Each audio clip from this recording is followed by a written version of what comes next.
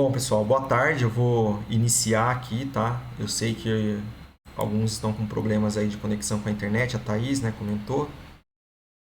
E hoje a nossa aula aqui, né, continuando ainda, né, a questão dos sistemas aí de projeção, né? Aí, mais uma vez, peço para vocês não esquecerem lá de entregar os exercícios, né, que foram solicitados a vocês, né, para a conclusão aqui da disciplina. Bom, nós temos aí, então, o que nós falamos para vocês até o momento, que nós descrevemos, né, para vocês, e fizemos um exercício bem bacana aí, que foi com relação ao sistema UTM, que nós mostramos lá como nós podemos calcular, né, dado o rumo magnético, como a gente converte o rumo magnético para o azimuth magnético, do azimuth magnético, como a gente transforma para o azimuth verdadeiro, o azimuth geodésico, e do azimuth geodésico, como a gente transforma para o azimuth de quadrícula, o azimuth do mapa, né? No caso, no sistema de projeção TM. E isso foi feito um exercício aí com vocês, né? E aí envolve uma série de conversões, né? Do rumo magnético para o azimuth magnético. É apenas uma questão aí de avaliação de quadrantes, né? Do azimuth magnético para o azimuth geodésico envolve lá a declinação magnética, que nós obtivemos lá por meio de um modelo, né, do campo geomagnético da Terra, que fornece a declinação magnética para a gente. E do azimuth geodésico, né, convertido, nós convertemos ele para o azimuth de quadrícula, o azimuth do mapa, no sistema de projeção TM, calculando a partir do ângulo de convergência, né, a convergência meridiana. Né? E isso daí nós fornecemos para vocês duas planilhas. Dentro dessas planilhas permite a gente, para um dado posição, ter o valor ali da convergência, né? E isso permite a gente converter do azimuth geodésico para o azimuth de quadrícula. E aí a gente não precisou decorar nenhuma formulazinha, né, para saber quando é positivo, quando é negativo. Não. Basta olhar em relação ao norte geodésico, né? Se a declinação é negativa, significa que o seu norte magnético está a oeste, né, do norte geodésico, né, se for negativo. Então, isso é a implicação aqui que nós temos, né? A mesma coisa a convergência meridiana, né? Então, a convergência meridiana também, lembrar que como nós mostramos lá para vocês, né, nos nossos cálculos que nós fizemos, né, a questão da convergência. Se a convergência está, né, do lado direito, né, aqui, nesse sentido aqui, né, a leste, né, por exemplo, né, desculpa, a oeste, né, então aqui é o norte de quadrícula e aqui é o norte verdadeiro. Então, a partir do norte verdadeiro, a convergência está a oeste, né, então a gente sabe que é um valor negativo, é a mesma ideia. Então, o que está a oeste é negativo, o que está a leste é positivo em relação ao norte geodésico. Olha lá, esse aqui é o norte geodésico. O norte do grid está a leste. Então, é valor positivo, né? Norte geodésico. O norte do grid está a oeste do norte geodésico. Então, valor negativo. Pronto. Mas isso é só uma questão, né? Então, não precisa decorar essas formulazinhas aqui, né? Enfim. Basta desenhar o seu problema para você resolvê-lo, né? Que foi aquela ideia das conversões entre os nortes que eu mostrei para vocês, que não precisa decorar a fórmula, né? Bom, hoje, dois temas importantes, né? Três, na verdade. Então, assim, eu sei que nós temos aí atividade assíncrona, né? Mas como a gente está encerrando aí o semestre, eu vou aproveitar para falar um pouquinho mais aí de algumas coisas que são muito importantes para vocês, tá? Bom, é o seguinte, olha só. Então, pegando ali, por exemplo, o sistema nosso UTM, nós vimos que o sistema UTM, o sistema de projeção, que é desenvolvido aí com 60 fusos, né? Para abranger todo o globo, né? São 60 fusos aí com uma amplitude em longitude de 6 graus. Né? A gente viu isso, né? E aí cada fuso tem seu meridiano central e seus limites de fuso, né? Que definem um sistema UTM. Pelo meridiano central, claro, né? Que vai compor a linha norte e sul e a linha do Equador, né? E aí forma seu sistema de coordenadas UTM. Aí nós sabemos que entre as linhas de secância, o fator K, né, o fator de distorção linear, que é a distância da superfície de projeção dividido pela distância na superfície de referência, o seu desenvolvimento é feito no elipsoide, né? Esse fator de escala no meridiano central, a gente sabe que sofre uma redução aí, né, de 0,996, né? Como nós mostramos para vocês isso. Então a gente sabe que tem uma redução, né? E nas linhas de secância o K é igual a 1, né? E fora das linhas você tem ampliação. Isso no sistema UTM. Nós temos agora, dentro dos sistemas TMs, vamos dizer assim, nós temos o universal, né? Que é basicamente um cilindro de 6 graus de amplitude, como eu já comentei com vocês.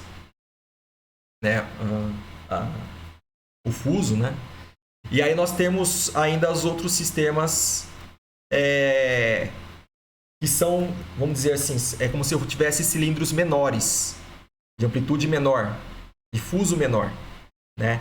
Então, ele vai abranger uma área menor de mapeamento, ok? Nós temos aí o tal da RTM, que é regional, significa regional, então, regional transversa de Mercator, e nós temos a LTM, que é local, local transversa de Mercator.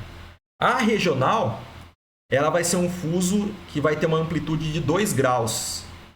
Então, é como se eu tivesse agora, ao invés de 60 cilindros, então se eu pegar lá o globo 360 graus, 2 em 2 graus de longitude, eu teria 180, né, fusos RTM. Tá?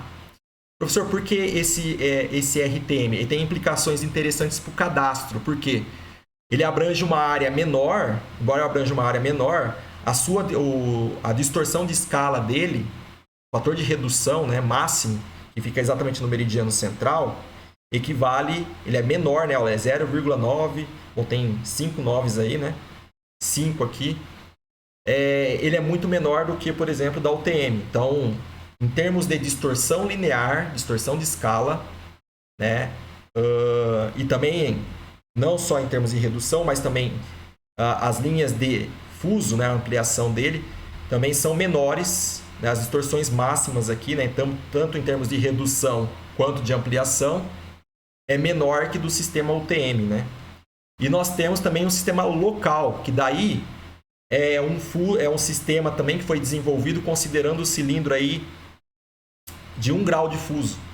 Então, 1 grau de longitude, né? Então, eu tenho, no caso, se eu tenho 360 graus no globo todo, 1 grau aí eu tenho 360 fusos no total. Certo? Tenho 360 fusos no total, né? Ok? E aí, claro, né? Ele também, as suas distorções máximas e mínimas, né? As suas distorções máximas em termos de ampliação e redução são menores do que da UTM também, ok? Lembrando, o fator K aqui, pessoal, o K0 que eu estou chamando aqui é o K sobre o meridiano central, tá bom? Então eu chamo de K0, tá exatamente sobre o meridiano central aqui, ok? Então, lembrando que o K, então, um K qualquer, né? Ele é a distância na superfície de projeção sobre a distância na superfície de referência. Uma análise linear, né? Tá? Então, é claro que se esse K é menor do que 1, tem redução. Se esse K é maior do que 1, ele tem ampliação. E se o K é igual a 1, não tem distorção de escala. Ok? Bom, aí, pessoal, quais são as características? Da UTM, nós vimos lá, né, que no caso da UTM nós temos arcos de fuso, né, de longitude de 6 graus de amplitude. A RTM é de 2 graus e a LTM 1 grau. E qual que é a origem do meu sistema de coordenadas? Meridiano central e equador, para todos os sistemas. Então, é sempre o meridiano central e o equador. Claro que o meridiano central da UTM é diferente do meridiano central da RTM, é diferente da LTM, que nós vamos ver ali. E também as coordenadas, todos os sistemas TMs têm coordenadas positivas, nunca vai ter coordenadas negativas. E aí nós sabemos que nós temos aí o falso norte, o falso leste, né? que são constantes que são fornecidas, né? São, que vêm para não ter valores negativos, né? Então, exatamente na origem do meu sistema no hemisfério sul, eu tenho lá 10 mil quilômetros, 500 mil, ou 500 quilômetros, né? Ou 500 mil metros. 10 mil quilômetros, 500 quilômetros, tá? Então, a minha métrica aqui também é dada em unidades aí, né? No sistema internacional, né? Em metro, quilômetro, né? RTM, veja só que a RTM como é menor, a sua origem começa com 5 mil, o falso norte, e falso leste 400 quilômetros. E a LTM, mesma coisa da RTM em termos de falso norte, e o falso leste 200 quilômetros, tá? Bom, aí são os fatores de distorção de escala no meridiano central. Então, vocês veem que no meridiano central, tanto a RTM e a LTM são iguais, né? Mas as distorções máximas que ocorrem na borda do fuso, a gente observa que, claro, que a LTM tem a distorção menor de todas, né? A máxima, né? Assim como aí depois tem a RTM, né? Que é menor que da UTM. E nós temos esses três sistemas TMs, né? Que são essas características. Então, pessoal, esses são os sistemas que vocês vão se deparar muito no mercado de trabalho ali, né? E são utilizados nas diversas atividades de engenharia. Engenharia, arquitetura, civil, construção, locação de obras. Aparece bastante aí esses sistemas aí, né, que são utilizados no levantamento topográfico, no levantamento geodésico, na fotogrametria, para a obtenção das coordenadas dos pontos, enfim.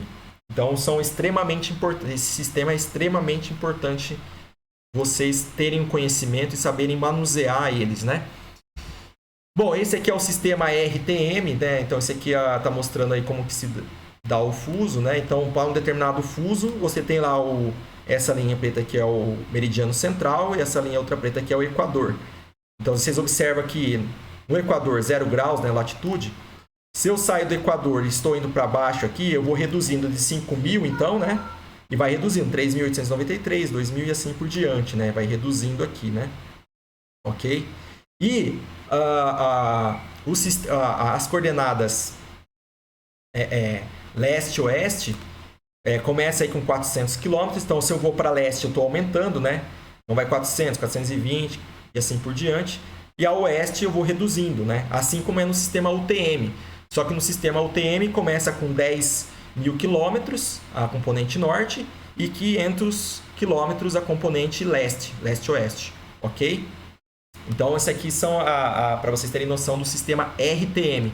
E aí no RTM, claro, vocês observarem aí, ó, em relação ao meridiano central, você vê que você tem 20 quilômetros para leste, né? Você tem aí a linha de secância, 20 quilômetros a oeste do meridiano central. Você tem aí a outra linha de secância onde o K é igual a 1. Então, essas linhas vermelhas onde o K é igual a 1, né? E aqui tem todas as características, né? Então, do meu sistema de coordenadas RTM, ok? Aqui é um exemplo, por exemplo, lá de Santa Catarina, né? Então, mostrando aí os fusos. Vocês veem que aí o fuso RTM aqui no caso, né? Então, tem o fuso A64, o fuso 65, o fuso 66. E aí, se vocês observarem com seus respectivos meridianos centrais aqui, tá certo? E aí a gente vai ver com mais detalhes os três sistemas UTM juntos aqui no estado de Santa Catarina. Aqui já é o sistema LTM, né? Então, o LTM, no caso, agora vocês veem que a origem do meu sistema começa com 200 km, né? A componente norte, a componente leste-oeste, desculpa. A partir que eu vou para o lado direito aqui, né? For para leste, eu aumento, para oeste eu diminuo. Se vocês observarem a abrangência do sistema RTM, lá vai de 400 até 480 km para oeste, aproximadamente, e 80 km a oeste, exatamente sobre a linha do Equador aqui, né? Ok? Mas é claro que no sistema UTM a área de abrangência é maior que nós vimos lá, né? A área já abrange uma área maior. Aqui no caso do sistema LTM, também, ó, vocês vão ver que a área de abrangência aqui é 40 km, né? A leste e 40 km a oeste, né? Então, um total aí aproximadamente, né? Então, isso dá pra gente aí aproximadamente... eu falei 40, né? Desculpa, não é 40 não. 256 aqui, ó. Deixa eu ver o anterior nosso. 111, pessoal, 111 quilômetros aqui, ó, até a borda aqui, ó. 111 para a direita e 111 à esquerda, né? Até aqui na borda do máxima aí do fuso, né? E na LTM, nós vimos aí que o máximo é 56 km, né, a leste ou 56 a oeste, ou seja, abrange uma área de aproximadamente 112, né, quilômetros se estiver exatamente sobre a linha do Equador. Então você vê que a área de abrangência da LTM é menor, né, do que a RTM, e a RTM é menor que da UTM, né? Então elas abrangem áreas pequenas, mas a distorção de escala máxima da LTM, por exemplo, é a menor de todas, na borda do fuso, né? Então, por isso que às vezes ela é interessante para algumas aplicações. Bom, aqui mostrando para vocês, então, agora os fusos LTM, porque o LTM agora, diferente da RTM, que é nós temos a 180 graus, né, de 180 fusos, na LTM nós temos aí 360 fusos, ok? Aí essa figurinha aqui, ó, deixa eu colocar essa figurinha aqui que já mostra uma coisa mais interessante pra gente. A gente pode ter todos os fusos aí presentes no único sistema. Então observem vocês, por exemplo, que no caso da UTM aqui, né, que tem 6 graus de amplitude, então vocês observarem aqui, ó, o meridiano central é menos 51 graus, né? Aí eu tenho mais 3 para leste, então eu diminuo, né? Vou para menos 48. E tenho menos 3 a oeste, então eu aumento negativamente, né? Menos 54 graus, tá certo? Dentro do sistema, dentro da UTM, aí eu tenho as RTMs. Aí a gente sabe que a RTM, né, que vocês observarem ali, elas são fusos de 180 graus, né? O total de fusos aí são de 180 graus, né? E aqui nesse caso, se vocês observarem, né, são 180 fusos de 2 graus, pessoal, desculpa. Aqui é um fuso de 6 graus de amplitude, né? E a RTM são fusos de 2 graus. Então, claro, se isso aqui tudo é 6 graus e a RTM é de 2 em 2, então cabe 3 RTMs aqui, certo? Porque se na UTM é 6 graus, RTM é 2 graus, eu tenho um fuso aqui, 64, 65 e 66, de 2 graus de amplitude, certo? E aí, claro, vocês vão observar aqui que a RTM aqui, por exemplo, 65, né? Ele coincide aqui, né? O seu meridiano central aqui coincide com a da UTM 22. E aí, claro, aí você tem 1 grau para leste, então menos 51. A leste você soma, né? Então fica menos 50, a oeste você tira menos 1, então fica menos 52. Então esse aqui é o fuso RTM. E aí que você tem o outro fuso RTM menos 53, somou mais 1, retirou menos 1, né? Então forma mais outro fuso aqui. E aqui eu tenho outro fuso menos 49, né? Tá certo? Então observem que os fusos RTM, né, são números ímpares, né? Menos 53, menos 51, menos 49, né? Tá certo? Bom, aí dentro do sistema UTM, como é um fuso de 6 graus que nós vimos aqui de amplitude, o meu sistema LTM, ele tem uma abrangência menor e o fuso dele é de 1 grau, de 1 em 1 grau, né? Então, em 6 graus que tem na UTM, eu tenho 6 LTM. Então, vocês estão entendendo, né? Então, uma UTM, eu tenho... Uma UTM é 6 graus de amplitude, né? A RTM é 2 graus de amplitude. Então, eu tenho, né, 3 RTM. E eu tenho aqui, na verdade, para LTM, eu tenho o fuso de 1 em 1 grau, né? Então, como a abrangência é 6 graus, eu vou ter 6 LTM dentro de uma UTM. Ok? Então, assim, se vocês observarem aqui, olha, eu tenho aqui a LTM 127, 128, 120. Da onde vem essa contagem? É a mesma ideia da UTM, né? Começa lá no antimeridiano, o primeiro fuso, e vem, né, contando até chegar na região do Brasil, por exemplo, aqui no estado de Santa Catarina. Então, vocês observem aqui que nós temos a LTM 127, a LTM 128, a LTM 129, 130, 31, 132. E aí observe o seguinte, ó, que a LTM ela não tem coincidência com o meridiano central da UTM, né? Na verdade, você tem a UTM, que é menos 51, é a borda do fuso, por exemplo, da primeira LTM, né, em relação ao UTM a oeste, né? Ou a leste, né? 130, no caso. Então, veja que na LTM, pessoal, o meridiano central não é o número inteiro, né? Bonitinho assim, né? Observe que você tem 1 grau a leste e 1 grau a oeste. Então, o que vai acontecer? O meridiano central lá, eu tenho 1 grau para cá, né? E 1 grau para cá, certo? Desculpa, eu tenho 30 minutos para cá e 30 minutos para cá para poder dar 1 grau, certo? Eu tenho um fuso LTM de 1 grau.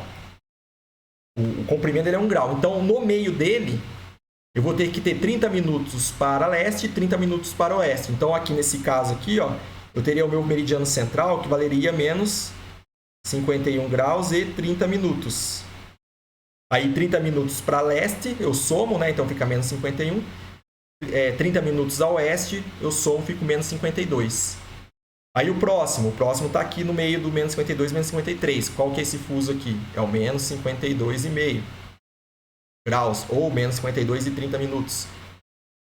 Soma 30, menos 52. Soma menos 30, menos 53. Né? E assim por diante. Então vai formando aqui o nosso... Então, dentro de uma área de abrangência, dentro de uma UTM, você tem as RTMs. Né? E aí você tem, claro, pessoal, aí você tem, por exemplo, para uma determinada região, por exemplo, né? Por exemplo, dependendo onde você estiver aqui, ó, por exemplo, vamos pegar esse pedacinho aqui do estado de uma cidade aqui de Santa Catarina, que está bem aqui, ó. Se vocês observarem essa cidade, no sistema UTM, ela está praticamente próximo da borda do fuso aqui, ó. Certo? Ó, perto da borda do fuso aqui. Então, o seu fator de distorção, de ampliação, é maior, por exemplo, que da RTM e que é maior, por exemplo, que da LTM. Então, a LTM, nesse caso aqui, considerando apenas a análise da superfície de referência, superfície de projeção, a LTM aqui teria distorção menor, uma distorção máxima menor. Então, seria mais interessante usar ela, por exemplo. Né? Embora, claro, qual que é a área de abrangência dela? Isso aqui, ó, isso aqui é um fuso LTM, né? Consigo abranger só esse pedaço aqui. A UTM já abrange o estado inteiro, tá vendo? Mas a distorção é maior na UTM. Então, bom, isso aqui é uma coisa interessante. O que pode acontecer aqui, né? Deixa eu só apagar essas anotações aqui para não ficar...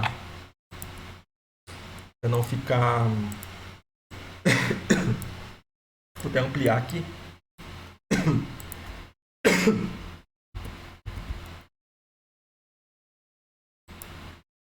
Deixa eu...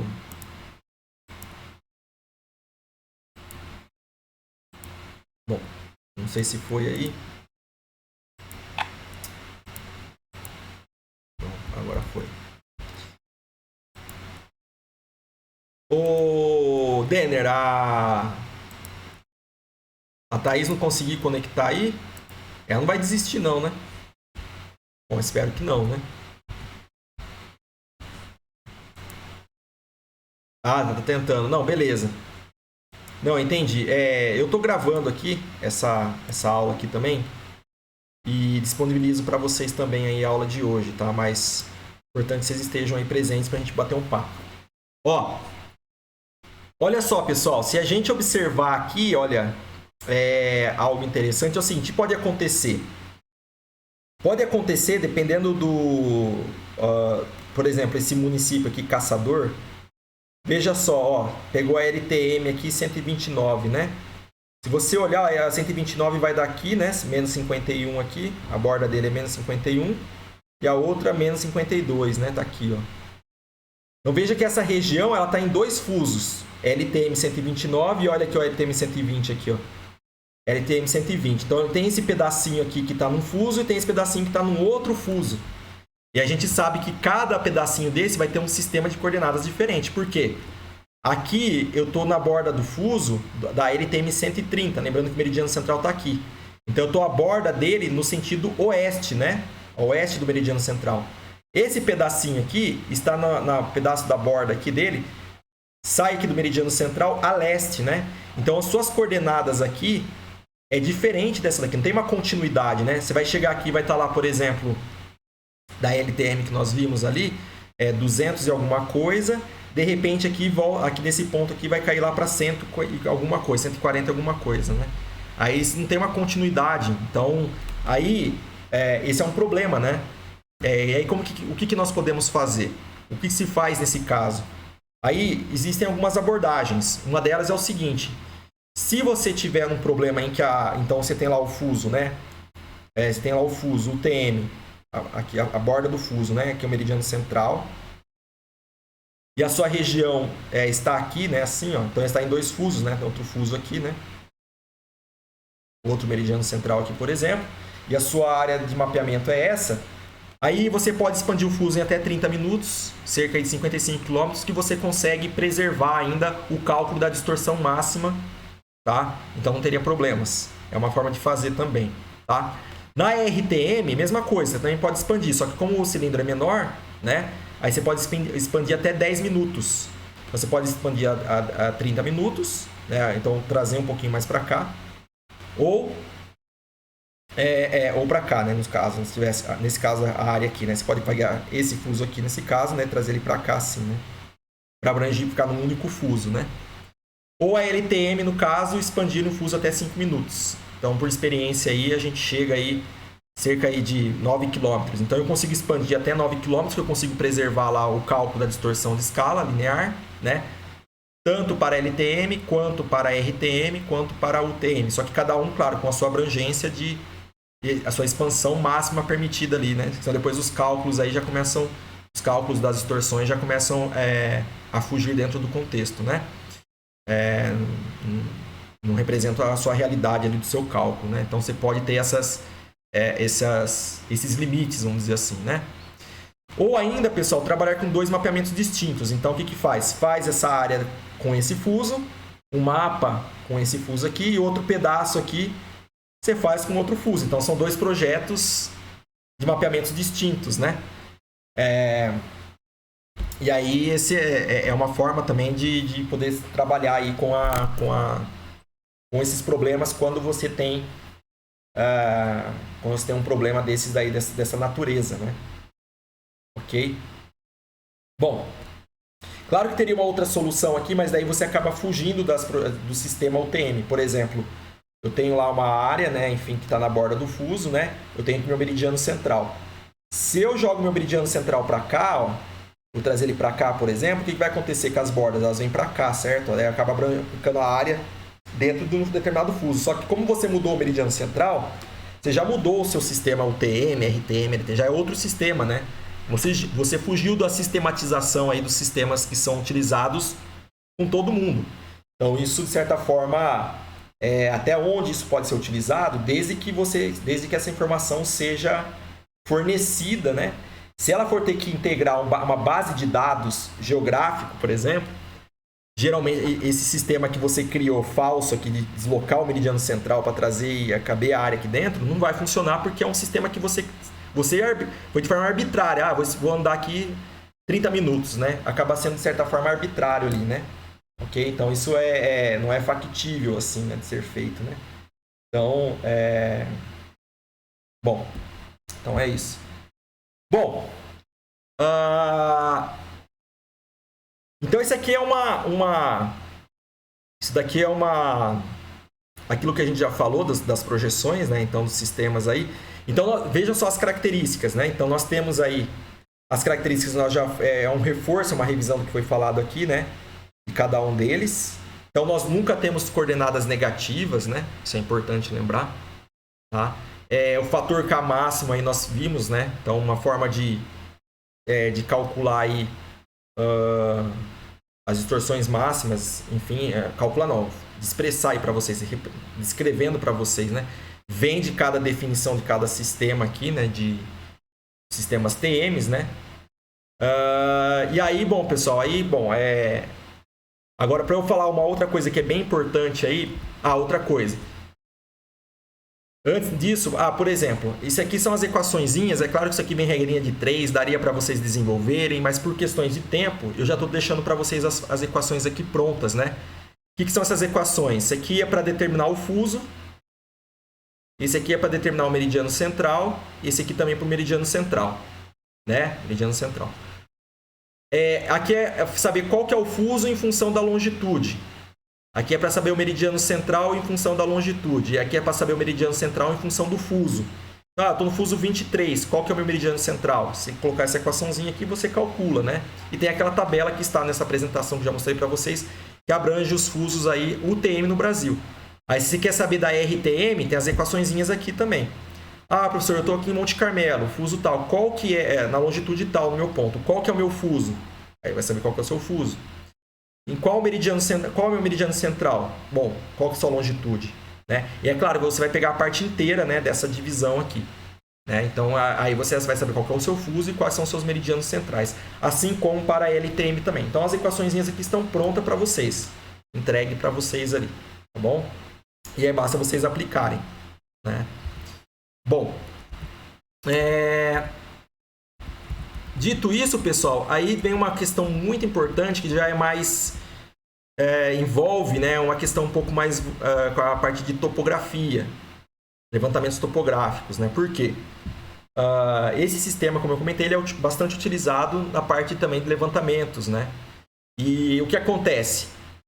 Aquilo que eu comentei, aqui nós estamos fazendo uma análise apenas entre a superfície de projeção, o K, o fator K de escala, é uma análise da superfície de projeção com respeito à superfície de referência, que no caso é o elipsoide.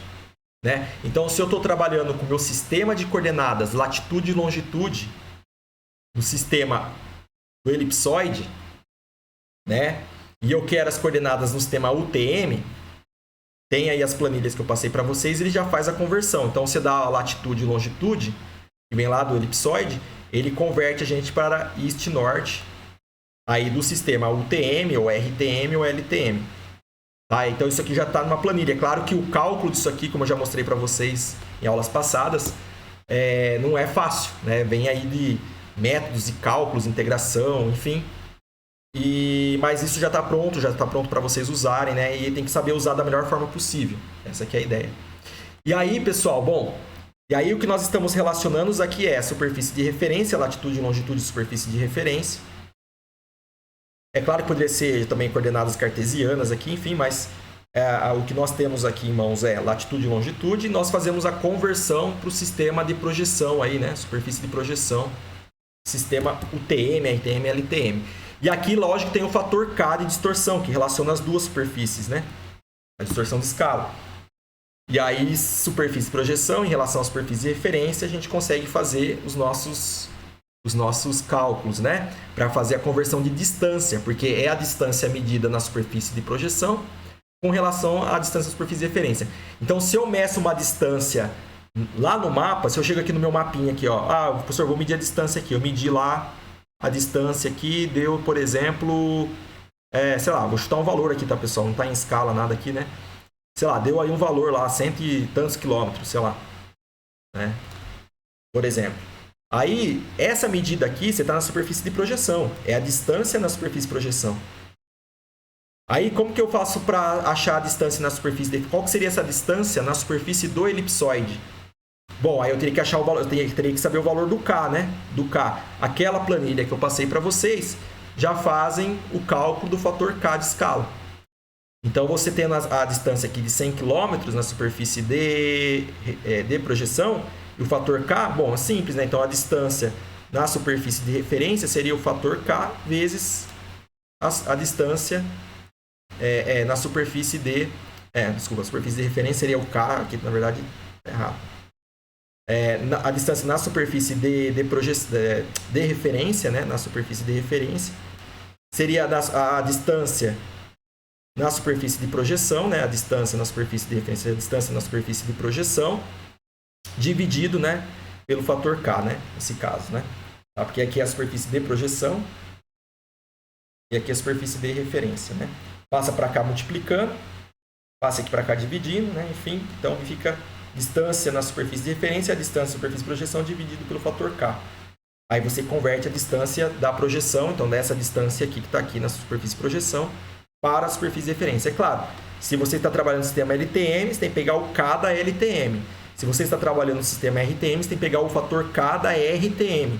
Se você está trabalhando na UTM, você tem que pegar o fator K da UTM, só o correspondente fator de escala do seu sistema TM utilizado. Então, se é UTM, LTM, RTM, você tem que saber qual desses daí vocês estão utilizando, né, para fazer essa conversão. Ok? Então, aqui é só relacionando essas duas superfícies. Bom, pessoal, vocês têm alguma dúvida?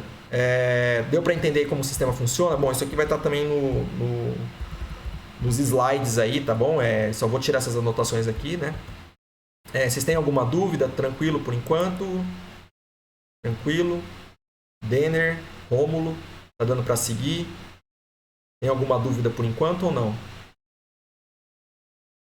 Se tiverem, por favor, me falem, é muito importante. Tá de boa, beleza, então. Bom, agora, pessoal, eu vou envolver um pouquinho mais na parte de levantamentos topográficos para a gente... Vou envolver um pouquinho mais essa parte de levantamentos topográficos para que vocês possam... Bom, deixa eu compartilhar minha tela geral aqui. Acho que vai ficar mais fácil, então.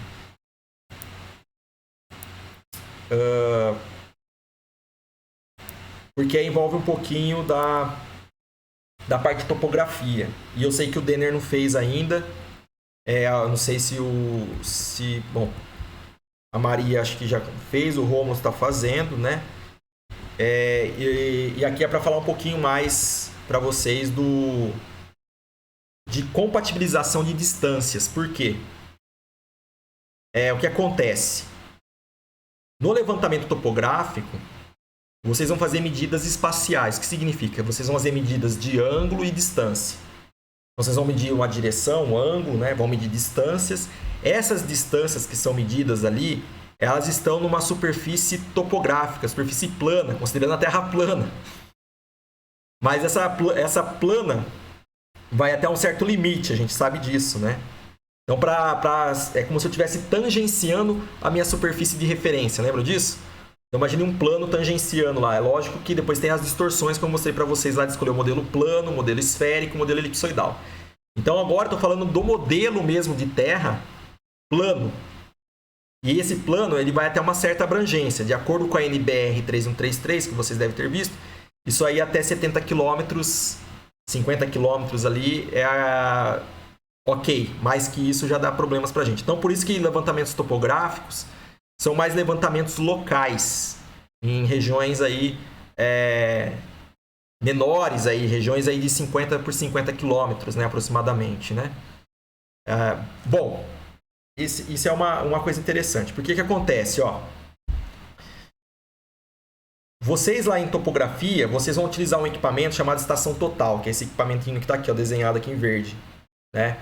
E esse equipamento, ele mede ângulo. Lá em topografia 1, acho que vocês estão trabalhando ainda com teodolito. Não sei se já começaram a mexer com estação total, mas o teodolito ele é um equipamento para fazer medição angular. E a estação total é um equipamento que você mede ângulo e distância. Tá? Então ele tem uma trena eletrônica, né, integrada a ele. Basicamente é isso. Que permite você fazer a medição de distância. E isso facilita muito os levantamentos, né? E aí o que acontece? O objetivo nosso é determinar pontos no terreno para alguma finalidade, para alguma locação de obras, para uma construção, para alguma finalidade, certo? Georreferenciamento, enfim. Principalmente a parte de georreferenciamento, eu vou focar aqui, né? Então, o que significa georreferenciamento? Determinar coordenadas de pontos associados a um sistema geodésico oficial. O nosso sistema geodésico oficial adotado no Brasil é o CIRGAS 2000, Sistema de Referência, né, adotado aqui no nosso país. E aí, claro, o CIRGAS 2000 faz uso de um elipsoide, que tem lá seus parâmetros definidores que vocês viram na astronomia, né? Astronomia lá de posição. Lá vocês têm, lá vocês veem que tem o elipsoide, você tem lá o semi-eixo maior, o semi-eixo menor. Você tem as características, né, do modelo matemático da Terra, o elipsoide. E aí você tem o elipsoide internacional de referência, que é utilizado para fins geodésicos. É o sistema que tem que ser adotado no Brasil. É o elipsoide adotado no Brasil, né, nas Américas, né? E esse elipsoide ele tem as suas características, é o semi-eixo maior, tem suas características, enfim. E É... E ele é conhecido como GRS80. Então é muito bom saber disso, porque quando vocês forem processar dados depois lá geodésicos, por exemplo, comigo, fazer levantamento com receptores GNSS, a gente tem que utilizar ali, por exemplo, nós temos que utilizar ali os receptores, o processamento dos dados, e na hora de processar os dados nós temos que informar qual é o nosso referencial. Né? Porque o que é posicionar? É determinar coordenadas em relação a um referencial, em relação ao sistema de coordenadas. E no nosso sistema, né, no caso aí, nós vamos utilizar aí o sistema de referência para fazer o cálculo da latitude e longitude, usar o elipsoide, o GRS80, ok? Bom, vamos lá. Então, se você imaginar que a superfície nossa, né, a superfície física da Terra ou a superfície topográfica da Terra ali, então imagina que eu estou em um ponto A aqui, tem um ponto B aqui, e aí no ponto A você vai estacionar o equipamento que é chamado estação total, e aí você vai fazer uma tarefa, né, chamada de nivelamento, você vai nivelar o equipamento. E o que significa nivelar o equipamento, né? Você vai deixar o plano do equipamento, né? Porque a topografia trabalha no plano, né? Então, quando você nivela o equipamento aqui, de certa forma, quando você nivelou o equipamento, você deixou ele aqui na horizontal, né? Claro que essa horizontal é perpendicular aqui, né? Perpendicular, o próximo aqui, né? Vou desenhar mais ou menos, porque é curvo mesmo, né? Em relação ao vetor gravidade. É exatamente isso, né? Como se você pegar então uma linha. Quando eu pego aqui, por exemplo, a minha caneta aqui, ó, e fico chacoalhando, ó, ela não tá, né? Na hora que eu paro ela aqui e tento, né, deixar ela o mais. Bom, eu preciso de uma bolinha aqui, né? Uma bolha, que a gente consegue ver essa bolha e verificar se ela está na vertical. O que é materializar essa vertical, né? Deixar o equipamento nivelado, né? Significa você deixar ele, né? Deixar ele aqui coincidindo com o vetor gravidade. É claro que tem o campo gravitacional da Terra, vocês conhecem isso, né? Tem o campo gravitacional da Terra aqui agindo, né? E depende das massas internas aqui, né? Quanto mais massa tem um efeito, quanto menos massas tem outro efeito, né? O valor de gravidade muda. Então, quando vocês nivelam um equipamento, vocês estão materializando o que nós chamamos aí de vertical. Linha vertical. Talvez o professor Tomil deve ter explicado na astronomia, né? Mas nivelar o equipamento é isso. E aí, como o meu equipamento está num plano, né, eu nivelei ele em relação ao vetor gravidade e nós estamos aí, ele está aí nivelado, certo? Aí o Denner, que não fez ainda a topografia, Denner, não sei se deu para entender aí a ideia de nivelar o equipamento, né? Tudo bem? Tudo bem, Denner? Dá para entender ali o que significa nivelar, né? Deixar o equipamento na horizontal, né, do observador aqui, e o observador vai ficar em relação, né, nivelado ali, alinhado, né, ao vetor gravidade. Ao vetor gravidade, entendeu? Se ele estiver um pouco torto, assim, um pouco mais para cá, eu não estou alinhado ao vetor gravidade, por exemplo. Eu teria que alinhar. Claro que daí você vai ter lá no equipamento, você olha que tem uma bolha, né? Uma bolha tubular lá. Vocês vê lá assim, né? E aí, isso aqui tem um líquido ali dentro. E aí vocês veem essa bolinha de ar que fica aqui dentro, né? Conforme você vai nivelando o equipamento, você vai trazendo essa bolinha aqui para aqui dentro. Na hora que ela ficar exatamente aqui dentro, ela está nivelada, né? Ela corresponde ali à vertical daquele ponto. Chamamos de vertical, né? O equipamento o que é a vertical? Ela é perpendicular ao seu plano horizontal aqui, ó. Beleza? Então, seu equipamento está nivelado. É uma das tarefas que vocês vão ver com mais detalhes. Quem não viu, né? Verá lá, enfim. Vocês vão ver com mais detalhes aí lá em topografia 1, né? Topografia 1, topografia 2. Beleza. Aí o que acontece? Bom, beleza. Estacionei o equipamento lá, eu nivelei ele bonitinho. E aí, bom, é aquilo que eu falei, né? Então você tem a vertical, que é essa linha aqui que materializa a vertical, né? A vertical aqui, que passa por esse ponto A aqui. É exatamente essa linha imaginária, né? Uma linha imaginária. Imaginando que você nivelou o equipamento, você imagina, claro que você não tem essa linha desenhada, né? Mas você tem ali o prumo, né? O prumo óptico ou um prumo a laser. Você vai ver exatamente depois nivelado, você vê... você vai ver ali o pontinho, né? Da estação aqui, mirando exatamente sobre um ponto aqui, que no caso aqui é um marco, né?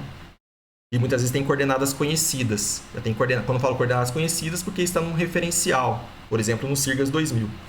Bom, nivelou o equipamento, então você tem a vertical que passa pelo ponto A. Ok? Uma linha vertical aqui, imaginária.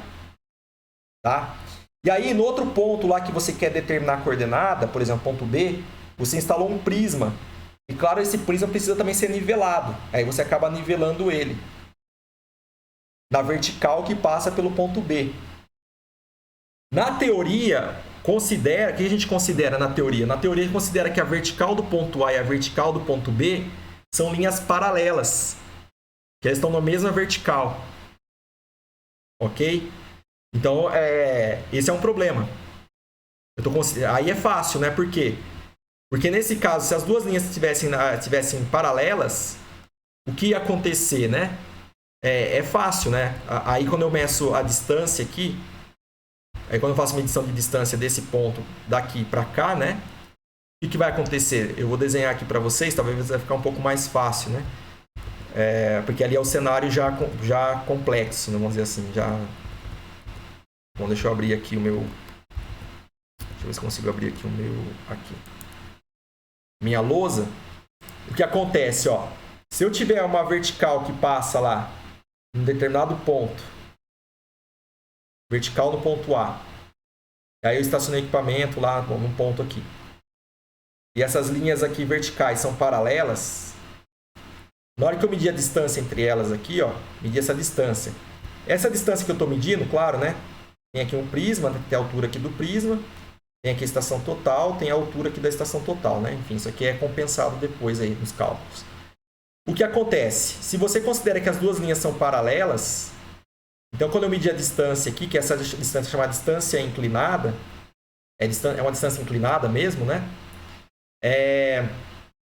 Em topografia, como a gente trabalha no plano, essa distância inclinada está fora do plano, concorda?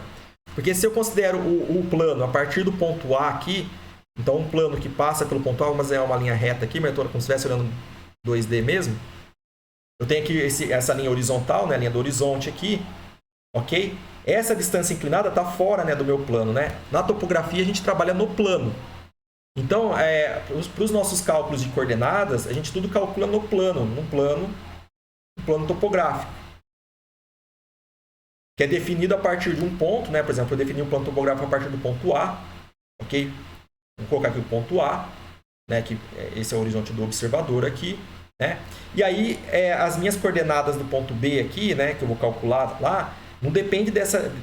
Eu faço o cálculo baseado não na distância inclinada, mas da distância horizontal.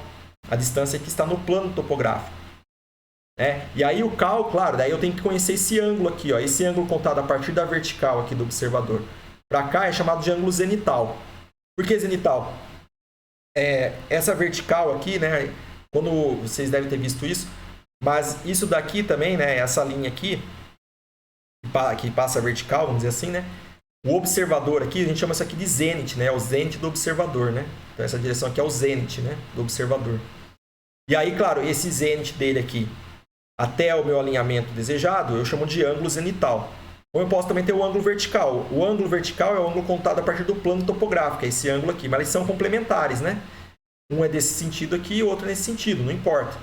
São complementares, né? Ok? Bom, enfim. Eu calculo esse ângulo no final das contas. Vou colocar um ângulo aqui qualquer, θ aqui. Depois vocês vão ver isso com mais detalhes lá em topografia. Vocês já não viram já isso, né? E aí eu quero achar essa distância aqui que está no plano, que é chamada distância horizontal, né? Então se eu calcular esse ângulo vertical aqui, né? Por exemplo, né? O seno dele aqui, ó. Vai fazer esse seno dele vai ser cateto oposto, né? Sobre a hipotenusa. Se eu calcular a tangente dele é cateto adjacente, é esse daqui, sobre a hipotenusa, né? Então tem formas, como que eu faço para calcular, para determinar a minha distância horizontal aqui? Vejam vocês, eu tenho a distância inclinada, certo? Tem a distância inclinada aqui. Eu tenho esse ângulo aqui. Bom, aí é só um simples cálculo aí, né, pessoal, de cálculo de seno e cosseno aqui, né? Para a gente poder determinar a distância horizontal. Veja que a distância horizontal aqui tá no cateto aqui adjacente, né? Então, o cosseno do θ aqui, se eu fizer o cosseno de θ aqui, vai ser quem? cateto adjacente, aqui considerando porque ó, essa linha paralela é essa, então isso aqui, em relação ao plano topográfico, isso aqui é um ângulo de 90 graus, né? Cosseno de θ aqui, o que é? Cateto adjacente sobre a hipotenusa. Lembrando que isso aqui é o ângulo vertical. Então, a distância horizontal aqui vai ficar quem? Distância inclinada vezes o cosseno do ângulo aí, chamei de θ, né? O ângulo vertical. Então, veja que a distância horizontal depende do ângulo, né?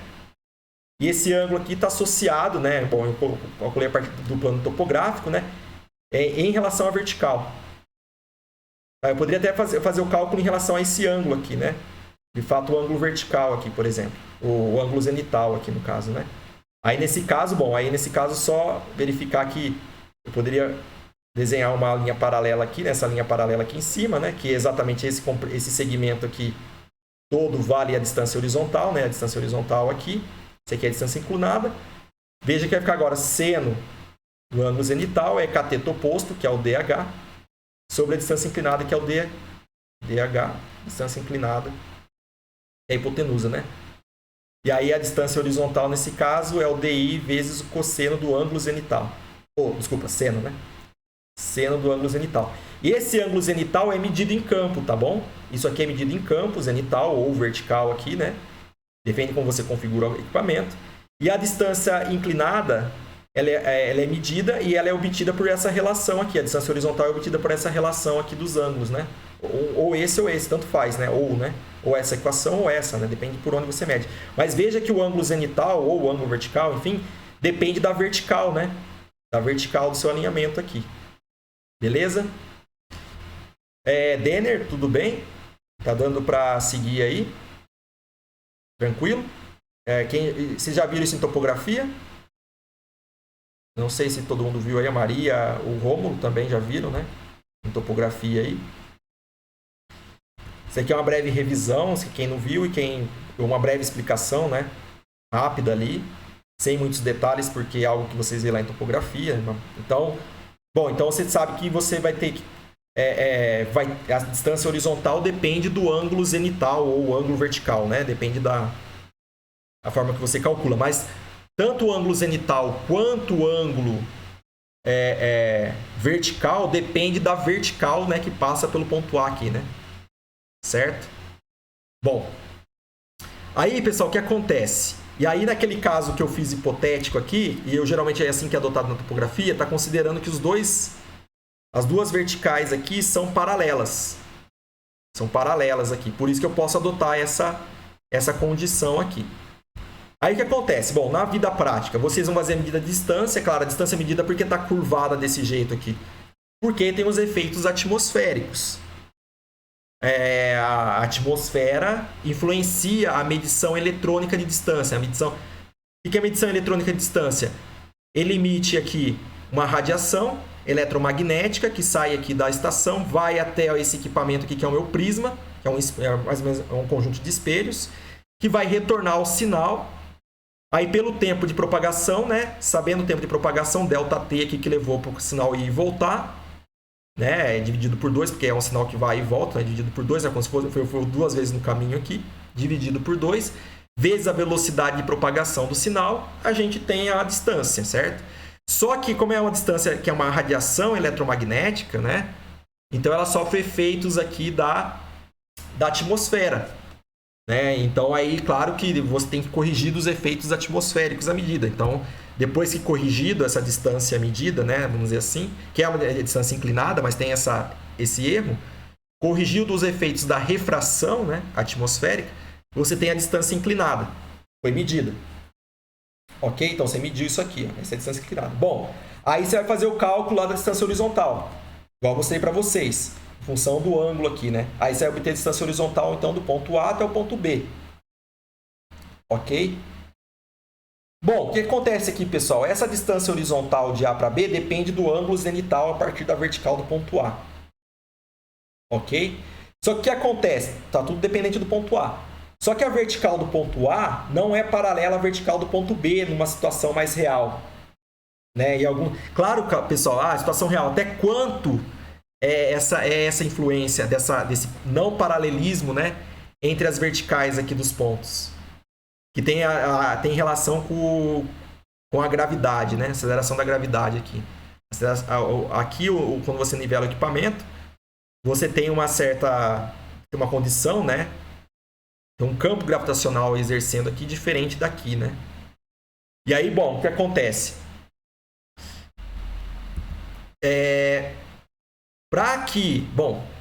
Para que essa distância horizontal não dependa, né, da vertical do ponto A, né, nem da vertical do ponto B, por exemplo, eu posso deixar todo mundo no mesmo nível, no mesmo referencial, porque a minha distância aqui está sendo medida a partir do ponto A, né? Meu plano topográfico está a partir do ponto A, por exemplo. Aí o que eu posso fazer? Conhecendo a altitude do meu ponto A, eu posso trazer esse ponto aqui, para cá. Eu posso trazer esse ponto para, por exemplo, ao nível do mar. Quer dizer, ao nível do mar aí aproximado, né? A gente reduz a nossa... a gente coloca essa distância horizontal aqui, que foi medida, desse nível aqui, né? Desse nível aqui, para esse nível aqui. Distância horizontal reduzida ao nível do mar. Que, vocês sabem lá, a superfície do nível médio dos mares é uma outra superfície, a superfície conhecida como geóide, a superfície equipotencial, ou seja, é a superfície em que o potencial, né, é igual em todos os seus pontos. Então, é uma superfície que a gente pode utilizar como referência. É claro que aqui é um modelo matemático, né, pessoal? Então, eu consigo reduzir o ponto A, trazer a distância, né, essa distância em função da altitude do ponto A, a partir do ponto A de referência, para esse nível aqui. A partir do ponto A, a partir da altitude do ponto A. Deixar todo mundo ali no mesmo... Essa distância agora que está aqui, de A para B, nessa distância de A para B, mas reduzida ao nível do mar. Por quê? Porque agora eu estou numa distância horizontal, de fato, né? No mesmo nível, né? É claro que muitas vezes a gente não tem interesse por essa distância aqui, né? Em tarefas de georreferenciamento, a gente quer trabalhar, por exemplo, com a distância elipsoidal, a distância medida no elipsoide.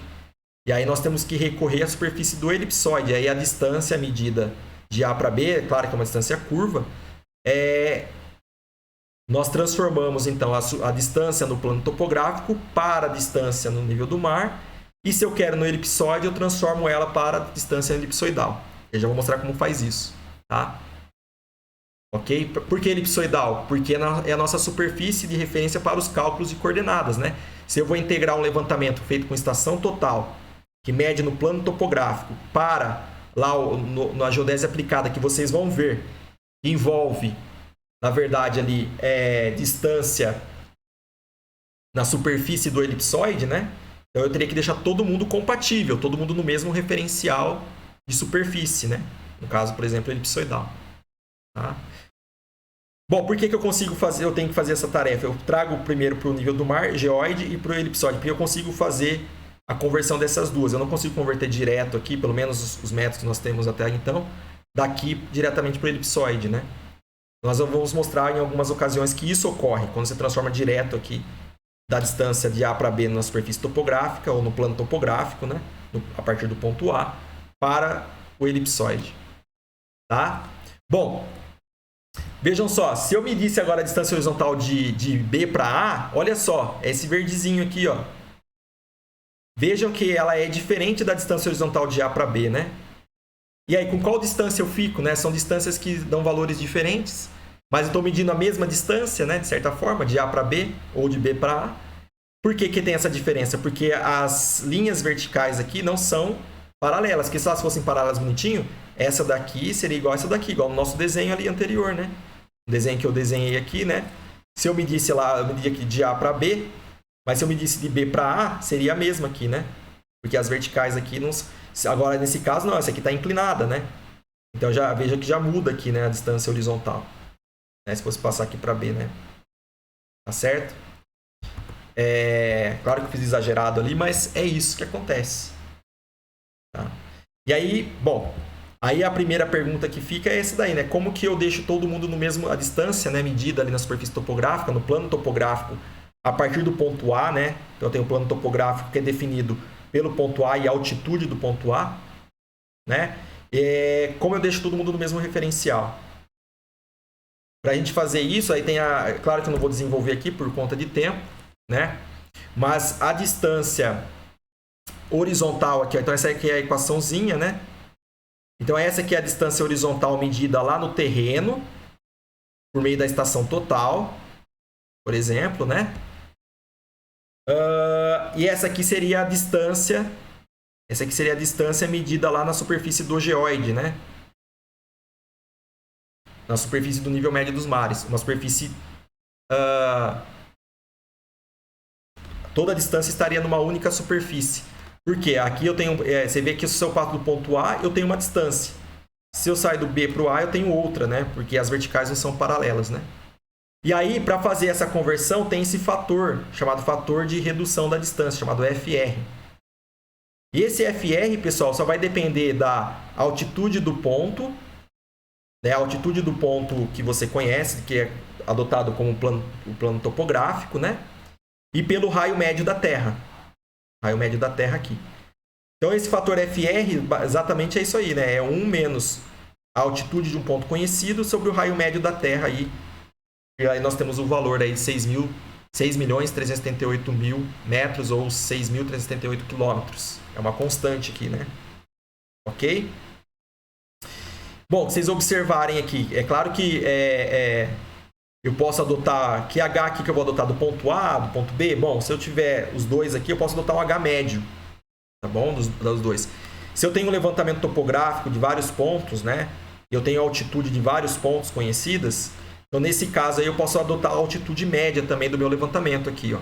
Eu aplicar esse FR em todas as distâncias. O fator de FR é médio para o levantamento. Tá? Então, essa aqui é a distância agora na superfície do geóide. Está todo mundo no mesmo referencial. A distância horizontal aqui não está no mesmo referencial, porque essa aqui está no ponto A, depois se eu vou do ponto B... estacionei o equipamento aqui, por exemplo, e medir para A, já é outra distância, porque está dependendo da vertical do ponto B. Então, veja que a vertical, a medida de distância vai depender da vertical, né, de cada local, né? Isso é problemático e depende da altitude, né? Então, é como se tivesse vários referenciais distintos, né? Vários planos topográficos distintos. Isso é complicado, né? Então, você faz essa redução para deixar a distância... É uma boa prática deixar todo mundo no mesmo referencial ali. Claro, aí se você quer converter a distância do geóide para o elipsoide, né? Aí tem essa equaçãozinha aqui. 1,027 vezes a distância do geóide que você calculou por essa equação aqui, ao cubo, vezes 10 a menos 15. Então, veja que a diferença entre essas duas aqui é muito pequena, né? Quanto pequena? Então, assim, pontos importantes. Se você está medindo distâncias menores que 5 km, que é o que acontece na topografia, né? Quando vocês levantam com estação total, vocês não vão fazer medições aí, pessoal, distâncias, né? A distância que vai ser medida não vai ser maior aí, vai ser centenas de metros, olha lá ainda, né? Então, para distâncias menores que 5 km, nós podemos fazer que a distância, por aquele fator... A distância medida no elipsoide é igual à distância na superfície do geóide. Então, a redução, eu posso fazer a redução direta, né? Então, por essa equação aqui que eu calculei, eu já considero que dN é igual a dE se a distância medida é menor que 5 km. Caso contrário, eu teria que calcular para a superfície do elipsoide, a distância na superfície do elipsoide, eu teria que calcular isso por meio dessa equaçãozinha aqui, calculado primeiro, claro. Calculado primeiro a distância reduzida à superfície do geóide, ou chamado pelo meio do fator de redução, fator FR. Depois calculado, calcularia para a distância para o elipsoide, né? Ok? Para uma distância pequena, né? Essa mudança aí, essa diferença, pessoal, se você comparar os resultados, é menor aí, né, em torno de 0,1 milímetros, né? Então é desprezível, né? A precisão hoje dos equipamentos é na ordem de 1 milímetro, né? Então é desprezível essa diferença aqui, né? Somente distâncias aí de 10 km, né, que nós teremos aí uma diferença já de 1 milímetro, né, nessa transformação. Aí já seria interessante fazer essa conversão adequada para a superfície do elipsoide. Bom, aí a pergunta é, professor, mas por que usar a distância elipsoidal, a distância na superfície do elipsoide? Aquilo que eu comentei. Primeiro, a questão do georreferenciamento, né? Quando nós falamos pontos georreferenciados, então vai estar associado ao CIRGAS 2000, associado ao elipsoide. Então, tudo está no elipsoide, não está no plano topográfico. Então eu teria que fazer essa conversão. Tá? Então eu preciso fazer isso. Para fazer os cálculos de coordenadas e tudo mais, eu teria que converter então as distâncias para a superfície do elipsoide. Outro ponto, grandes desníveis, né? Nesse caso, né, quando a gente tem uma área, então isso, fazer o reconhecimento de campo, né? Quando nós temos uma área que tem grandes desníveis, ou seja, uma superfície topográfica bastante irregular, assim, né? Aí é mais interessante deixar todo mundo na mesma superfície, né? Na mesma superfície aqui de nível. Por quê? Porque é aquilo que eu falei, é como se eu tivesse vários planos topográficos locais em altitudes diferentes. Voltando aqui, a gente considerou apenas o ponto A, mas imagina que eu tenho lá, esse aqui é o terreno, né? Aqui, ó, que vocês estão vendo aqui, né? Agora imagina que eu tenho, bom, para esse ponto A, depois você vê que esse ponto já está em outra altitude, aí você tem um outro, então você vai estar pontos em altitudes diferentes. Vai estar em altitudes diferentes, né? Então, deixa eu voltar aqui. Vai estar em altitudes diferentes, né? Então, é como se tivesse vários planos topográficos locais. Então, o que define um plano topográfico local? Um ponto de coordenadas conhecidas ali que tem altitude conhecida. A partir dele, você define o seu plano. Aonde está meu plano? Meu plano topográfico está lá no ponto A, que tem altitude de tanto. Então, está lá meu ponto. E a partir dele, define o plano, né? Qual é o seu plano ali? Se eu tenho agora um terreno que tem muitas variações, né, pessoal? Aí é complicado, né? É complicado porque você tem muitas variações e o que acontece com isso? Lá em topografia que vocês vão ver, geralmente vocês vão fazer cálculos, né, de poligonais, ou seja, o que é poligonais? Vai sair de um ponto lá, ou 2 pontos lá de coordenadas conhecidas, vai levantar outros pontos aqui, vai fazendo o levantamento de vários pontos de interesse, que é determinar, né? São pontos que eu não conheço coordenadas, né? E aí vai chegar no mesmo ponto aqui. Esses pontos aqui que foram levantados, se a superfície é desse jeito aqui, se a superfície topográfica tem muita irregularidade, né? O que nós queremos é que quando a gente calcula aqui as nossas coordenadas, nós chegamos na coordenada. Se a gente saiu dessas coordenadas aqui e demos a volta, o que eu espero? Que na hora que eu chegar aqui, com as minhas observações, com as minhas medidas, eu chegue com um valor muito próximo do valor do ponto conhecido. Por quê? Porque aqui eu tenho erros, né? Eu faço medidas, as medidas têm erros aleatórios. Isso vocês vão ver em ajustamento. Tem erros aleatórios associados. Esses erros vão se propagando, claro, né? E aí, claro, né? Quando você chega até esse ponto aqui, você tem um erro de fechamento. Ou seja, a diferença da sua coordenada calculada com aquela que é conhecida aqui pode dar um valor muito discrepante, né? Aí por isso, e aí ainda mais que eu tenho superfícies topográficas desse jeito, assim, muito irregulares, com muitas variações de altitude ali. Nesse caso aí, pessoal, vocês podem ter o quê? Embora vocês tomem todos os cuidados de campo aqui, né? O que acontece? Como você está em várias superfícies topográficas diferentes, porque você tem variação do relevo, quando vocês chegarem aqui, vai dar o erro de fechamento, né? Ou seja, a coordenada calculada com a coordenada conhecida, vai dar um problema, vai dar um erro gigante ali, né? Por quê? Porque vai estar em sistemas de altitudes diferentes, você está em sistemas, em projeções, no caso não é projeções cartográficas, está em projeções aqui no caso, no plano, né?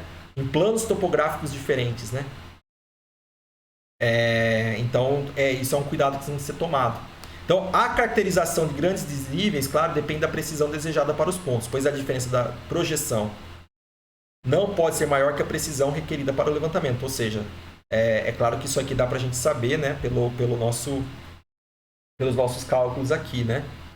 Fazer um prévio planejamento, né, da área que vai ser levantada. Então, conhecer a área que vai ser levantada. Se você está numa área que é plana, isso daqui não tem problema nenhum. Mas se você pega áreas, por exemplo, que tem muita variação, por exemplo, assim, numa área extensa que tenha bastante variação, aí tem que tomar os devidos cuidados, né?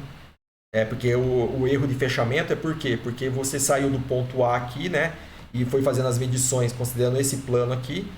E na hora que volta aqui, vocês têm um erro de fechamento devido exatamente a esse problema das verticais não serem paralelas, né? Então você está em planos topográficos diferentes. Por exemplo, esse é o plano topográfico definido a partir do ponto aqui A, aquele ponto A que a gente estava falando, que tem altitude conhecida. todo o seu plano topográfico fica definido por esse ponto A aqui, ou pela altitude média do terreno. Mas se a sua altitude média do terreno varia muito, então os pontos podem, né, cada um vai ser diferente do outro, então é complicado, não é fácil. Bom, por que eu falei tudo isso daqui, pessoal? Por quê?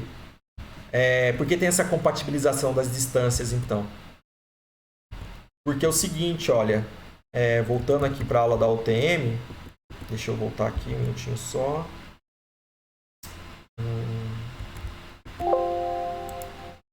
Voltando aqui para a aula da UTM aqui, que eu estava comentando com vocês. O que acontece, né? Isso aqui foi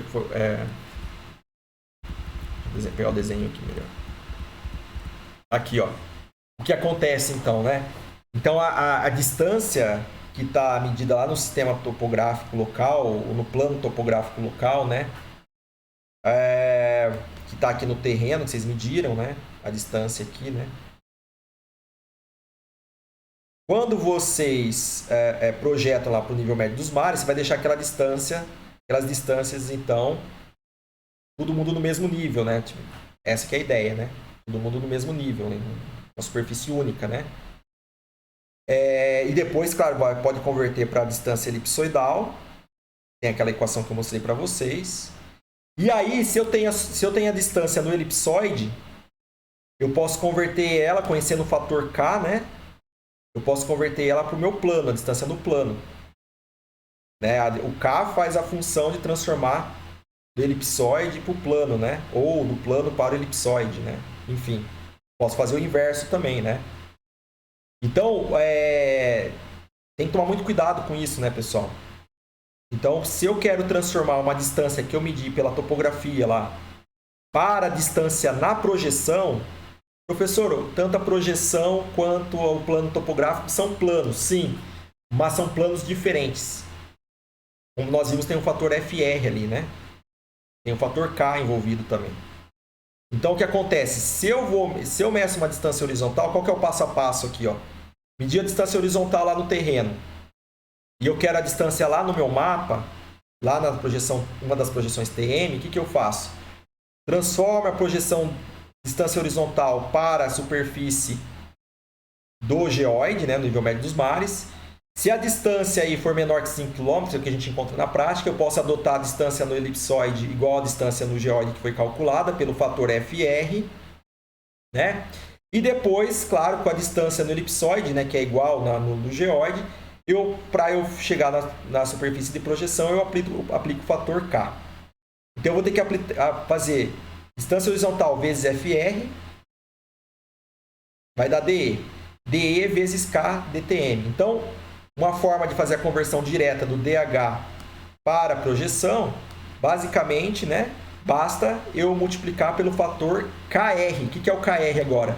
É o fator K vezes o fator FR.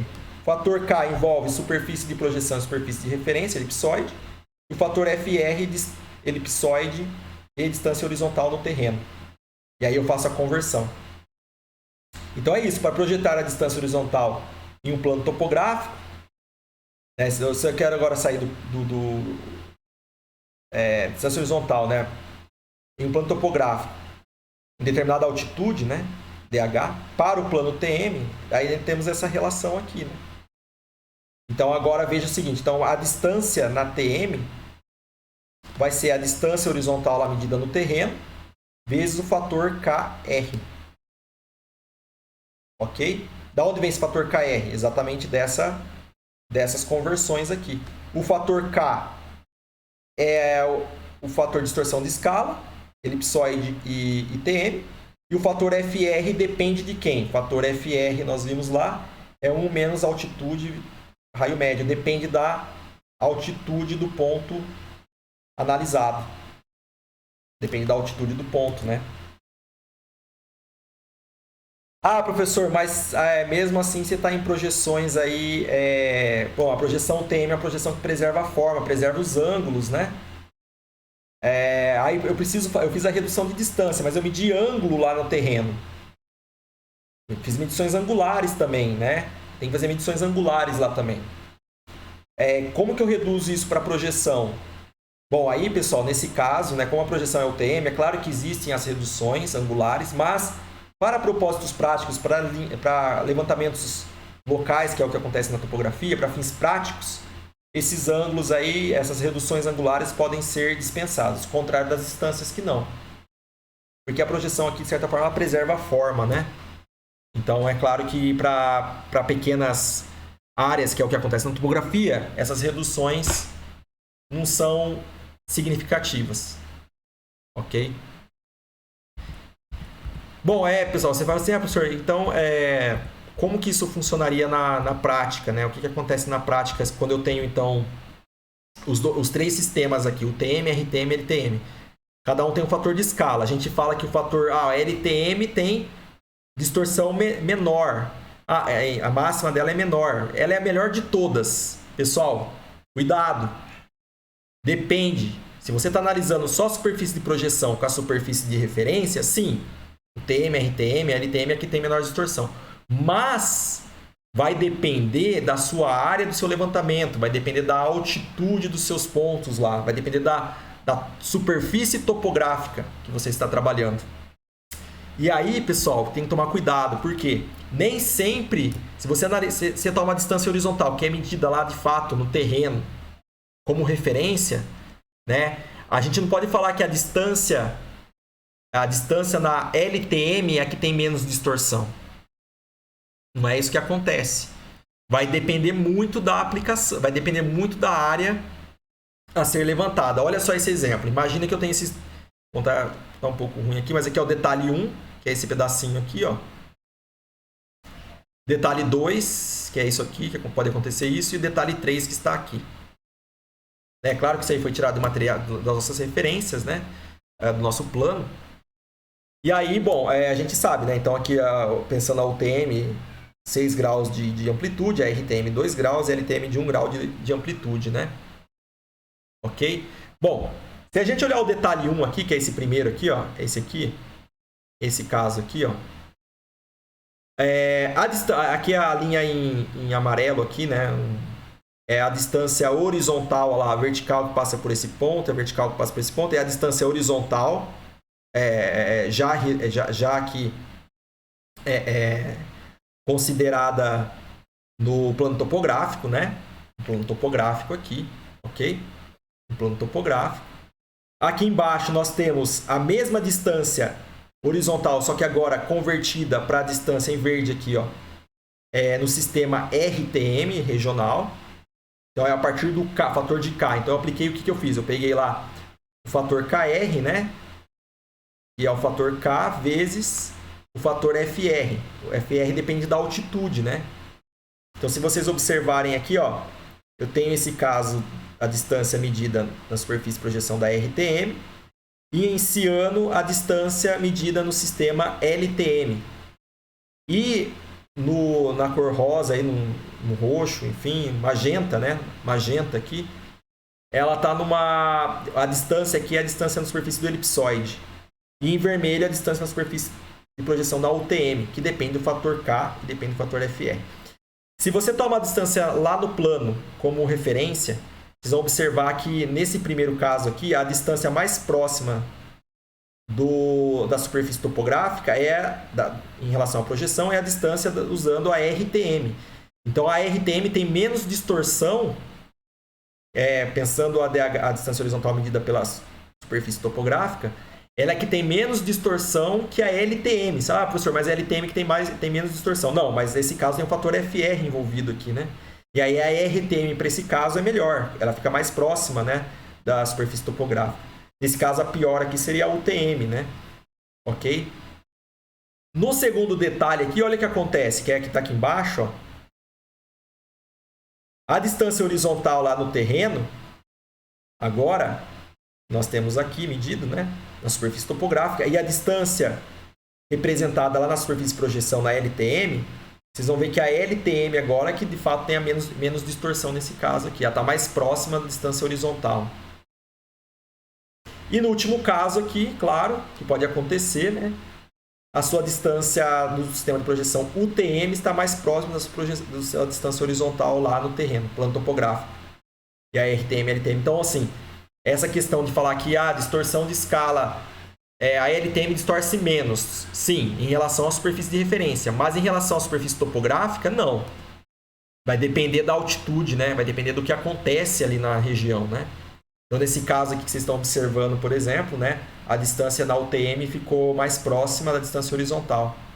Isso pode acontecer. E aqui também, a distância horizontal ficou mais próxima aqui da LTM e aqui RTM. Então, nem sempre, né, a sua distância horizontal, a sua distância de projeção LTM é a mais adequada, né? Tá certo? Vai depender do estudo da superfície topográfica considerada para fins de levantamentos georreferenciados, ok? Bom, isso aqui é outros detalhes que daria para comentar aqui, mas eu sei que vocês não tiveram ainda a topografia ali, alguns não tiveram a topografia ali, mas ainda não fizeram a disciplina de topografia, né? Mas basicamente, como eu comentei com vocês da distância horizontal, né? Então, se vocês partem lá, por exemplo, aquela ideia, né? Olha só. Se você parte de um ponto de coordenadas conhecidas, M2, M1, né? Ok? Que tem coordenadas no sistema lá, tá no sistema de coordenadas aqui, UTM. UTM, ok? E aí você vai lá, mediu as distâncias, fez a medição angular, né? No plano topográfico. Você colocou a estação lá, vocês vão ver isso, vai visar lá que nós chamamos do ponto anterior, chamado de vazada ré, avante, enfim, vai fazer os cálculos das coordenadas, vai obter as coordenadas aqui, ó, nesse ponto vermelho aqui. Depois vai transportar, um transporte de coordenadas, então está trazendo as coordenadas, calculando as coordenadas aqui, e depois até chegar nesse ponto, último ponto aqui. Ok? Só que todo esse cálculo aqui foi feito com base no plano topográfico. E você saiu com 2 pontos de coordenadas no sistema UTM. Então, vocês entenderam, né? Então, eu estou com o sistema UTM aqui, coordenadas UTM, medi lá ré e avante, vim medindo. Aí o cara vai falar para mim, ó, a coordenada final aqui é o tanto de leste, tanto de norte lá. Ele vai informar isso. Só que acontece, as suas medições aqui, de distância principalmente, né? Pensar na distância, foram feitas com medição de distância considerando o plano topográfico. Né? E aí, embora você faz os cálculos e acha a coordenada leste-norte, esse leste-norte não é de fato, não está no sistema de projeção. Não está no sistema de projeção. Né? Se esses dois vértices estão, esses dois pontos, os dois vértices estão no sistema de coordenadas no sistema UTM, né? Eu teria que fazer o quê? Eu teria que aquela distância horizontal, em função lá da altitude, enfim, o fator KR, encontrar a sua distância no sistema lá UTM. Então, no caso aqui, está numa região de redução, tá vendo? Então, a distância no sistema de projeção seria, na verdade, 99,946 metros. Né? Em relação a 100 aqui, tem uma diferença, né? Uma diferença aí de quase, 5 centímetros, né? 5,4 centímetros aí, né? Para 100 aqui, se eu não fiz as contas erradas. Enfim, tem uma diferença aqui, né? E aí, essa diferença, conforme você vai ficando mais distante, né? Lá, mais uma vez, você tem mais 5,4. No final, 5,4 mais 5,4. Lá, o ponto que você implantou vai estar errado 10,8 se você não fizer essa conversão de distância. Eu teria que calcular essa distância aqui, ó. Eu teria que multiplicar lá, achar 99,946. Depois, essa distância aqui, que vocês mediram, né? Uma distância que foi medida. Mais uma vez, você mediu uma distância de 100 metros e você mediu outra distância de 100 metros no plano topográfico. Essa que você mediu de 100 metros faz a redução para 99,946. Essa que você mediu 100 faz a redução para 99,946. Aí, claro, aí você vai ter a coordenada sua, teria que estar nesse ponto verde aqui, ó, o ponto correto aqui. Se você desprezar isso, você vai estar com um erro já de 10,8 centímetros. Então, você está implantando um ponto aqui. Por que isso acontece? Porque você, embora partiu de coordenadas UTM, todo o seu cálculo foi feito no plano topográfico. E aí, considerando a distância horizontal aqui, sem as devidas reduções. Só que as suas coordenadas aqui são coordenadas que estão no sistema UTM. Então, o correto o rigor aqui, o correto, né, é você fazer as reduções para o sistema ali de projeção, né, usando o fator KR, né? Então, lembrando lá, né, que lá na distância horizontal para a distância na UTM, ou ETM, ou RTM, envolve o fator KR. Aí sim, aí você vai implantar o ponto aqui, ó, cheguei nesse ponto, é esse ponto que eu tenho que implantar, não nesse aqui. Então já teria um erro de 10,8, um erro sistemático. Uma diferença aqui expressiva, né? Tá certo? Então tem que tomar cuidado. Outra coisa que pode acontecer, exatamente aquela ideia, né? Então, uma poligonal aqui no chamado, vocês vão ver lá em topografia, quem não viu ainda verá, mas uma poligonal enquadrada. Sai de 2 pontos de coordenadas conhecidas e chega em 2 pontos de coordenadas conhecidas. Ok? Então, se eu sair desses 2 pontos, que eu espero que na hora que eu calcular tudo aqui, eu chego nesses 2 pontos por meio do meu cálculo, calcular essas coordenadas e chegar por meio do meu cálculo. Ao mesmo tempo, eu tenho essas coordenadas conhecidas, então eu consigo calcular o erro também. O que acontece? Se eu, por exemplo, medi essa distância aqui, né? Tem essa distância aqui, lá de 200 metros, por exemplo, né? Ok? Aí vim transportando o ponto aqui, por exemplo, nesse caso aqui, e aí o que eu fiz? Eu fiz todo o meu cálculo, saí de 2 pontos no sistema, novamente no sistema UTM, e fiz todo e o ponto que eu implantei, o próximo ponto que eu implantei aqui, que está em vermelho aqui, ó, foi calculando o cálculo pela distância horizontal sem a sua devida redução, porque eu estou utilizando coordenadas que está no sistema UTM. E aí essa diferença aqui, claro que é um exemplo, né? Essa diferença aqui deu uma diferença aí de 23 milímetros, 2,3 centímetros. Você fala, professor, 2,3 centímetros, né? Dependendo do que você está fazendo, parece pouco, né? Pouco por quê? No georreferenciamento de imóveis urbanos, cadastro, geralmente é 8 centímetros, né? 3D lá. E ainda tem uma crítica nisso também, mas não vou comentar aqui agora. Comento lá em geodésia. 2,3 centímetros. Então era para o ponto estar aqui, era para o ponto estar aqui em verdezinho, ele está aqui porque você não fez a redução. Aí você continua seu levantamento lá na linha vermelha, tá vendo? Um levantamento que saiu de um ponto M1, M2 e vai chegar no M3, M4, uma distância de 2 km de levantamento. O que vai acontecer? Na hora que você chegar lá, olha só onde vai dar o seu ponto aqui, ó. E era para o seu ponto dar aqui, ó. Então, você vai ter um erro, esse erro de 2,3 milímetros lá no começo, né? Causou esse erro, primeiro que tem esse erro angular aqui, né? Ó. Você tem um erro angular aqui, né? Você tem um erro angular aqui envolvido, né? Fez com que esse erro de não reduzir ocasionasse um erro angular, e esse erro angular vai ser propagado, e olha o erro no final lá, 23 centímetros. Né? Bastante, né? 23 centímetros, né? Então o erro lá inicial de 2,3, quando chegou lá no final dessa poligonal, 23, tem que fazer o levantamento novamente. Ou ainda, o correto seria fazer o quê? Corrigir ele, ao invés de você voltar para campo, falar, professor, eu estou com um erro gigante, tem que voltar para campo. Não, pode aplicar essa correção aqui. E aí, pessoal, tem que tomar cuidado, por quê? Porque nesse caso aqui, né, do levantamento, esse erro de 23 centímetros aqui é alto, né? É bastante esse erro aqui. Né? Aí por isso que se você fizesse de fato as reduções, deixar todo mundo no mesmo plano topográfico, no mesmo nível, né? Desculpa, deixar todo mundo no mesmo nível, né, de superfície, todo mundo no mesmo referencial de superfície, aí nessa linha verdezinha aqui, fazendo as reduções necessárias, uma vez que tem coordenadas no sistema UTM, as suas distâncias também estão no sistema UTM, no sistema de projeção, tá? Lá de distância no verdezinho, que é a UTM. E aí você vê que você chega no seu ponto, que o seu ponto aqui de fato são coordenadas do sistema também UTM. Então tomar cuidado com isso. Bom, pessoal, isso aqui é um estudo que foi feito aí o pessoal lá do IFSC, né? Do Federal de Santa Catarina. E aqui é bacana esse estudo, pessoal. É bem legal isso aqui, é extremamente importante aí, tá? O que acontece aqui, ó. Se vocês observarem aqui, deixa eu voltar aqui. Olha lá, foi um exemplo simulado que eles fizeram, imaginando lá, por exemplo, tem lá cidades, né? Santa Catarina, Florianópolis, Rancho Queimado, Caçador, Xaxim, enfim.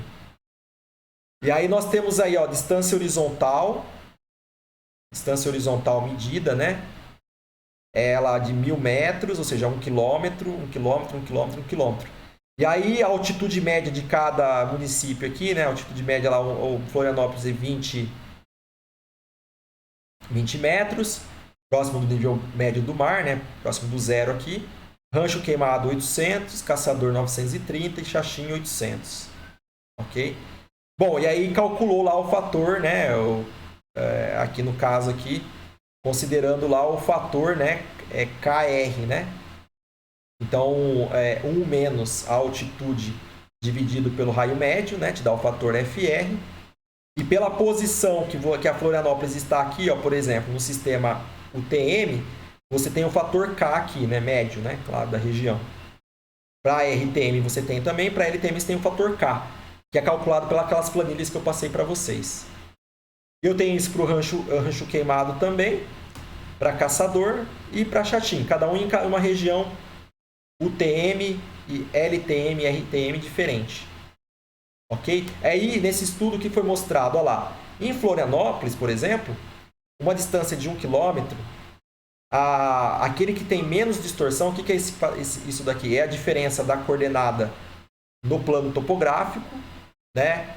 Ali que você simulou, 1.000 metros, em relação ao seu fator KR, né? Então, é uma deformação. Qual que é a diferença entre a distância horizontal e aquela da minha projeção? Só que a projeção não depende só do fator K, depende também da altitude. Então, veja que a UTM, nesse caso de Florianópolis aqui, né? Ela teve uma ampliação de 29,6 centímetros por quilômetro. Certo? Então, essa aqui é a deformação que eu tive. Na RTM, 1,3. E na LTM, menos 0,7. Então, nesse caso aqui, eu tive menos 0,7 centímetros por quilômetro, né, de erro em relação, tomando a distância horizontal simulada aqui, né? Menos 0,7 centímetros por quilômetro. Então, foi a que sofreu menos distorção. Né? A UTM aqui, a RTM que sofreu mais. A que mais sofreu aqui foi a UTM nesse caso, né?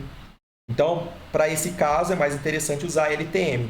Mas se você pega, por exemplo, o Rancho Queimado, que já está localizado aqui nessa região aqui, ó, né? Onde está praticamente, talvez, próximo da zona de secância da UTM, e uma altitude aí já 800 metros aqui, né? Para esse caso, o sistema que menos sofreu aí deformação em relação à distância simulada aqui de 1.000 metros foi a UTM, olha lá, menos 5,4 centímetros por quilômetro. Caçador, menos 12,2, a LTM venceu. E Xaxim aqui, ó, possivelmente está aqui numa região, né, da RTM aqui, possivelmente na linha de secância também. E aí tem a questão da altitude, né? E aí foi desse fato que foi melhor aqui, teve menor distorção, né? Então, pessoal, a escolha do sistema de projeção para levantamentos topográficos depende não só do fator K de distorção de escala, projeção e sistema de referência, mas também do fator FR, que depende da altitude média da região. Então, um prévio estudo antes vou fazer um levantamento topográfico. Vou usar qual sistema de projeção seria melhor para aquela região, que se aproxima mais da distância horizontal. Por que a distância horizontal? Porque geralmente é ela que é utilizada aí com levantamentos, por exemplo, com trena. O professor não usa trena ainda? Sim, usa. Um cadastro, por exemplo, né? E aí, pessoal, para a gente poder, para a gente poder entender um pouco melhor a aplicação de tudo isso, tem aqui uns exercícios, né? Para a gente fazer. Bom, mas o horário já não nos permite isso, porque já são 20 para 7 aí. Se vocês toparem, a gente faz esse exercício. Ou, caso contrário, a gente pode fazer isso na semana que vem para encerrar a nossa disciplina. E vocês têm que entregar os exercícios, né? O que vocês preferem? Democracia aí, o que todo mundo prefere? A gente termina aqui, faz um exercício para vocês entenderem o passo a passo. Ou a gente faz isso na próxima aula? É bom que agora as coisas estão bem frescas na cabeça, né? Eu acho bacana fazer agora, né? Eu preferia fazer agora. A Maria prefere semana que vem. Denner, Rômulo, pra gente fazer esse exercício aqui. Semana que vem? Então, beleza.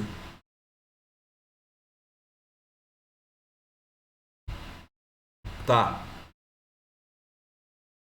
Não, beleza, beleza. Tem prova de cálculo agora? Que isso? Não sabia, não.